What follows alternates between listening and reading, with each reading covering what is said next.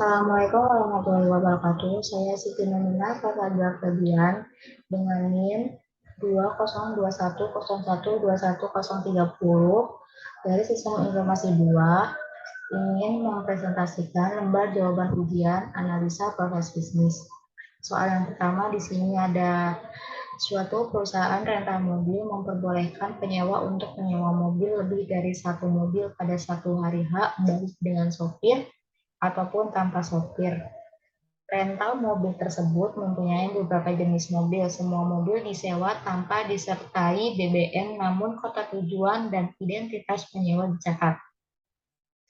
Semua informasi penyewa, sopir, dan mobil tercatat dalam atribut dan diasumsikan kepada Anda.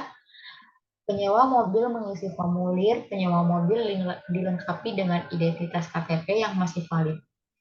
Kasus pertama yaitu ada penyewa, admin, dan manajer. Di sini ada tabel entitas, di sini ada entitas, input, dan output.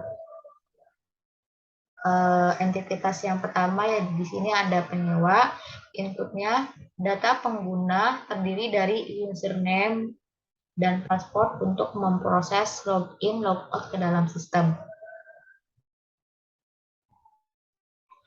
Outputnya informasi mobil dari proses pengolahan data mobil, informasi biaya dari proses pengolahan data biaya, informasi penyewaan dari proses pengolahan data penyewa. Yang kedua, entitas admin. Di sini inputnya data mobil untuk memberikan informasi secara spesifik mobil yang dapat disewa.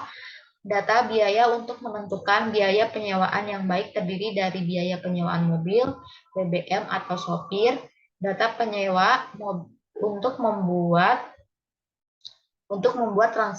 transaksi penyewa mobil, data pengguna untuk mengatur informasi pengguna baik admin, penyewa maupun manajer yang memiliki hak akses yang berbeda di sistem. Outputnya informasi mobil dari proses pengolahan data mobil, informasi biaya dari proses pengolahan data biaya penyewaan, informasi penyewaan dari proses pengelolaan data penyewaan, informasi pengguna dari proses pengelolaan data pengguna. Di sini yang ketiga ada entitas manager, sistem inputnya menerima laporan penyewa dari admin, outputnya memasukkan data penggunaan untuk proses login logout ke sistem serta menerima laporan saja. Di sini ada flow map-nya. Yang pertama untuk sistem login dan logout. Di sini login dan logout terdiri dari informasi mobil, biaya penyewaan, informasi penggunaan, informasi penyewaan. Di sini di sini lalu ke admin. Admin di sini ada data mobil, data biaya, mengelola data mobil terdiri dari data mobil, data biaya, terus ke bawah terus ke sini ada tabel mobil. Ke bawahnya yaitu adalah mengelola biaya penyewaan. Di sini ada data biaya sama data penyewaan. Yang sehabis mengelola data penyewa ada mengelola data penyewa yang berisi data penggunaan, identitas KTP, identitas diri. Yang kelima adalah mengelola data penggunaan. Habis dari mengelola data penggunaan, di sini ada si admin membuat laporan untuk manajer dan penyewa.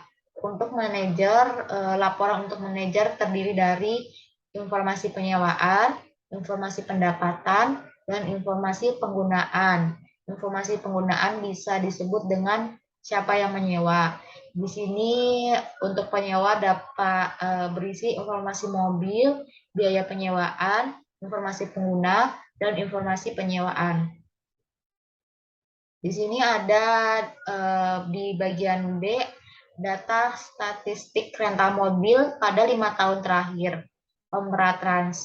Di sini ada jenis mobil Avanza, Xenia, Innova, Brio. pada tahun 2017, 2018, 2019, 2020, 2021. Di sini ada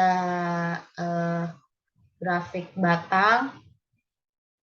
Di sini untuk yang biru itu 2017, yang merah 2018, yang hijau 2019, yang ungu 2020, yang biru muda 2021, di bawahnya Avanza, Xenia, Innova, Brio.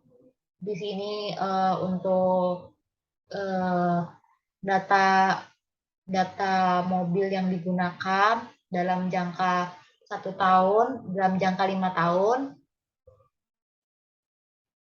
Untuk kasus kedua, jelaskan perbedaan antara perancang terstruktur dan perancang berbasis objek. Jelaskan dan uraikan toolsnya. Yang pertama ada perancang terstruktur. Perancang terstruktur adalah aktivitas mentransformasikan suatu hasil analisis ke dalam suatu perencanaan untuk dapat diimplementasikan atau diotomatiskan. Tools yang digunakan dalam perancangan terstruktur ada DFD, Data Flow Diagram, ada Kamus Data, Entity Relationship Diagram, ERD, State Transition Diagram, STV. Di sini ada kelebihan dan kekurangan metode perancangan terstruktur. Di sini ada kelebihan, SSAD merupakan pendekatan visual. Ini membuat metode ini mudah dimengerti oleh pengguna atau programmer. Ada pengguna analisis grafis dan tool. SSAD relatif simpel dan mudah dimengerti.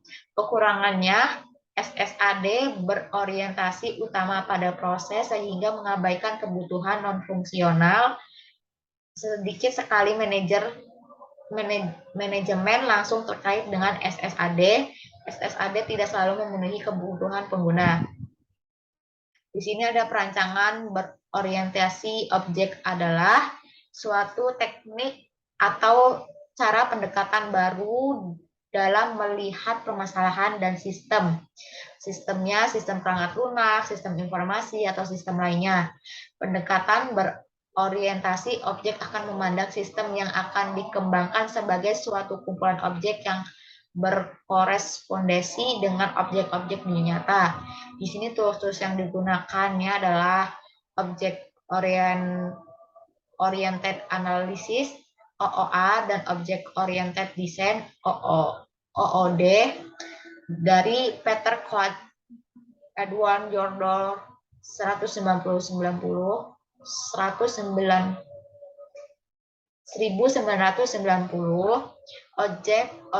object modeling teknik, OMT, ada Object Oriented Software Engine, OOSE, ada UML, Unified Modeling Language. Kelebihan dan kekurangan metode perancang berorientasi objek. Kelebihannya lebih mudah digunakan dalam pembangunan sistem, tidak ada pengusahaan antara fase desain dan analisis sehingga meningkatkan komunikasi antara user dan developer dari awal hingga akhir pembangunan sistem. OOAD memungkinkan adanya standarisasi objek yang akan memudahkan memahami desain dan mengurangi risiko pelaksanaan proyek. Kekurangannya pada awalnya, desain OOAD sistem mungkin akan sangat simpel. Pada OOAD lebih fokus pada coding dibandingkan dengan SSAD. Pada OOAD tidak menekankan pada kinerja tim seperti SSAD. Pada OOAD tidak mudah untuk mendefinisikan kelas dan objek yang dibutuhkan sistem. Cukup sekian dari saya. Jika ada kesalahan mohon dimaklumi. Wassalamualaikum warahmatullahi wabarakatuh.